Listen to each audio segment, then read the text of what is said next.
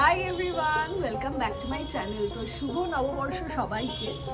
তো এখন সকাল হয়ে গেছে আর নববর্ষ স্পেশাল একটা শ্যুট করব আজকে মেয়ের সাথে। মানে শ্যুট বলতে আর কিছুই না, একটা দুটো ভিডিও বানাবো আর একটা সুন্দর ছবি অন্তত তুলে রাখবো আর কি। কারণ এটা ওর প্রথম নববর্ষ বলে কথা, তো একটা ছবি তো তোলা চাই তাই না?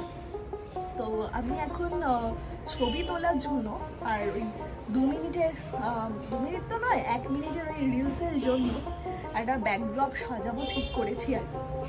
তো সুন্দর ব্যাকড্রপ না হলে কিন্তু ভিডিও বা ছবি যাই বলো না কেন একদম ভালোবাসে না। আর 1 মিনিটের রিলসে দেখতে মনে হয় যে আরে এই তো ভিডিও স্টার্ট করলাম, ভিডিও শেষ হয়ে গেল, কোনো ব্যাপারই না। কিন্তু 1 মিনিটের রিলস বানানোর জন্য অনেক কিন্তু পরিশ্রম লাগে, আর তাও যদি বাচ্চা হয় ছোট।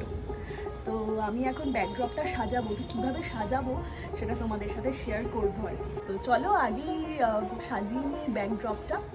সাজানোর পর মেয়ে ঘুম থেকে উঠলে মেয়েকে খাওয়াবো দাওয়াবো, তারপর চান করাবো, চান করিয়ে নতুন জামা পরিয়ে এখানে হবে ওর শ্যুট।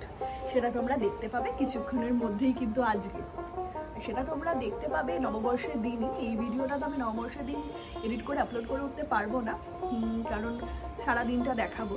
তো এই স্পেশাল ভিডিওটা তোমরা চ্যানেলে অলরেডি দেখতে পাবে। তো চলো বেশি কথা না বলে এই ব্যাকড্রপটা সাজানো যায়। এই দেওয়ালের সামনেই আমি সাজাবো, তো কীভাবে সাজাচ্ছি সেটা তোমরা দেখতে থাকো। তো তোমরা দেখতে থাকো। আর ওয়ান্স এগেন শুভ নববর্ষ তোমাদের সবাইকে, তোমাদের নববর্ষ খুব ভালো কাটুক। তো তোমরা ব্লগটা দেখতে থাকো। ট্রাইপডে মোবাইলটা সেট করে শুরু হলো আমার ব্যাকড্রপ সাজানো। প্রথমেই যেটা করলাম সেটা হলো কোনায় কটা টপ ছিল সেটা সরিয়ে দিয়ে একটা ঝাড়ু নিয়ে নিলাম হাতে। সেই ঝাড়ু দিয়ে ভালো করে জায়গাটা পরিষ্কার করে নিলাম।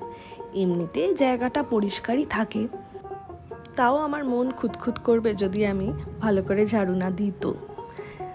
তো যাই হোক, ফার্স্ট স্টেপ হলো এই ঝাড়ু দেওয়া। ঝাড়ু দেওয়ার পর্ব মিটে গেলে আমি যেটা করলাম সেটা হলো আমাদের বাড়িতেই একটা মাদুর ছিল, সেই মাদুরটা এখানে আগে পেতে নিলাম।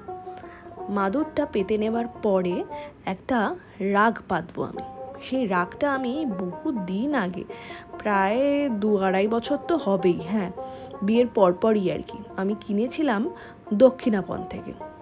সেই রাগটা ঘরের মেঝে মাঝে সাঝে পাতি, সবসময় পাতা হয় না। এই দেখো এই রাগটাই আমি এখানে বিছিয়ে দিলাম। এটা একটু মোটা, তো এর ওপরেই মেয়েকে বসালে মেয়ের অতটা প্রবলেম হবে না, তাই জন্য এটা এখানে বিছিয়ে দিলাম। এবার যেটা মেন আনার সেটা হলো এই বড় আয়নাটা। এটা অনেক দিন ধরেই বাড়িতে ছিল। এটা গোদরেজের একটা আয়না। অ্যাকচুয়ালি আমাদের আলমারির সাথেই আয়নাটা এসেছিল, কিন্তু আয়নাটা একটা প্রবলেম হওয়াতে এটা আমরা এক্সচেঞ্জ করি। তো আলটিমেটলি গোদরেজের লোক এই আয়নাটাকে আর নিয়েই যায় না। তো যাই হোক, আয়নাটা রয়েই গেছে আমাদের বাড়িতে। তো আয়নাটা সেট করে দেওয়ার পর কটা গাছের টব সাজিয়ে দিলাম। আরও গাছ লাগবে এখানটা সুন্দর করে আরও সাজানোর জন্য। তো নিচ থেকে ছোট ছোট গাছ কিছু নিয়ে আসি, কারণ ছাদে অনেক বড় বড় গাছ আছে, এত বড় বড় গাছ ভালো লাগবে না, তাই জন্য। তো যাই নিচ থেকে কিছু গাছ নিয়ে আসি, এই জায়গাটাকে আরও সুন্দর করে সাজানো হচ্ছে। এই যে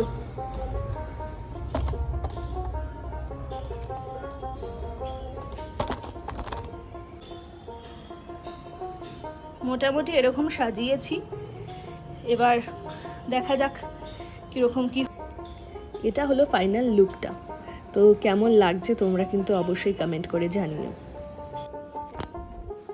মেয়েকে রেডি করিয়ে নিয়ে এখন যাচ্ছি ওর পয়লা বৈশাখের শ্যুট।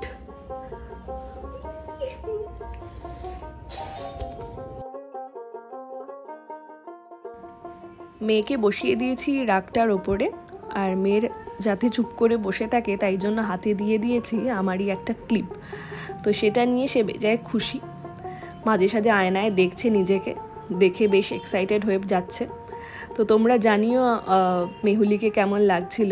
এটা পয়লা বৈশাখের নতুন জামা, এটা হপস্কচ থেকে কিনেছি। হপস্কচে বেশ সুন্দর সুন্দর কালেকশন থাকে বাচ্চাদের, আর বেশ ট্রেন্ডি কালেকশনগুলো। মাথার ক্লিপটাও হপস্কচ থেকেই কেনা। তো তোমরাও চেক করতে পারো হপস্কচে। হপস্কচের কালেকশন কিন্তু বেশ ভালো। তো তোমরা জানিও মেয়েকে কেমন লাগছিল, ব্যাকড্রপটা কেমন লাগছিল। আর আমার ইনস্টাগ্রাম পেজ আর ফেসবুক পেজে দেখতে ভুলো না, মেহুলির বেশ কয়েকটা ছবিও আপলোড করেছি, সেই ছবিগুলোতে কেমন লাগছিল। তো চলো ভিডিওটা এখানেই শেষ করছি, দেখা হচ্ছে নেক্সট ভিডিওতে। টাটা।